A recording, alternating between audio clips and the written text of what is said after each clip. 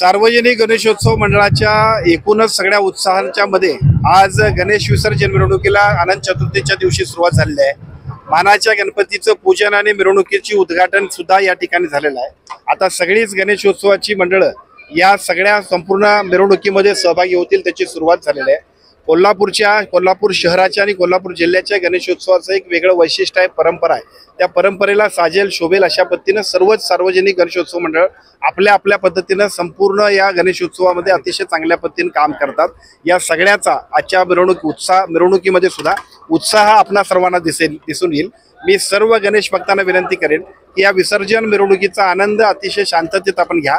प्रशासनाने जे नियोजन केलेलं आहे त्या नियोजनाच्या माध्यमातून आपण सगळेजण चला आणि कोल्हापूरच्या परंपरेला साजेल शोभेल अशा पद्धतीचा हा विसर्जन मिरवणुकीचा आनंद सुद्धा संपूर्ण जिल्ह्यातल्या सर्व नागरिकांनी घ्यावा, यासाठी आपण सगळ्यांनी सुद्धा अतिशय चांगल्या पद्धतीने काम आपण गणपती बाप्पाच्या काय मागितलेलं आहे, कारण राज्यामध्ये अनेक प्रश्न प्रलंबित असल्याचं पाहायला मिळतं। खरं तर गणपती बाप्पा ह्या श्री गणेशाकडून आपण सगळ्या चांगल्या कामांची आपण सुरुवात करत असतो। त्यामुळे गणपती बाप्पाकडे प्रार्थना करत असताना या राज्यातल्या सर्व नागरिकांना अधिक प्रगतीचे, उत्साहाचे आणि आनंदाचे क्षण त्यांच्या आयुष्यामध्ये यावेत, यासाठी महायुतीचं सरकार आणि आम्ही सगळेजण जे काम करतोय त्या सगळ्याला आशीर्वाद मिळावा आणि सर्वसामान्य माणसाच्या आयुष्यामध्ये खूप आनंदाचे क्षण येण्यासाठी आम्हा सगळ्यांना प्रेरणा द्यावी अशा पद्धतीची प्रार्थना आम्ही गणपतीकडे केली आहे। पाऊस चालू आहे, शेतीचं नुकसान झालेलं आहे, शेतकऱ्यांचं खूप नुकसान झालेलं आहे, या निमित्ताने काय आश्वासन?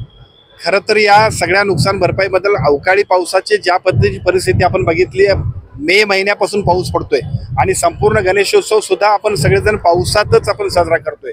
इतक्या कालावधीमध्ये पाऊस पडणे हे साहजिकच संपूर्ण शेतकऱ्यांच्यासाठी असेल आणि शासन म्हणून आमच्या सगळ्यांच्यासाठी सुद्धा एक गांभीर्याचा विषय आहे। परंतु कुठल्याही शेतकऱ्याला अशा ह्या सगळ्या नैसर्गिक जी परिस्थिती आहे त्यामध्ये सुद्धा जी योग्य मदत करायला पाहिजे, त्यासाठी शासन सर्वतोपरी मदत करेल। गेल्या अनेक दिवसापासून राज्यातील आरोग्य कर्मचाऱ्यांचे काम बंद आंदोलन सुरू आहे।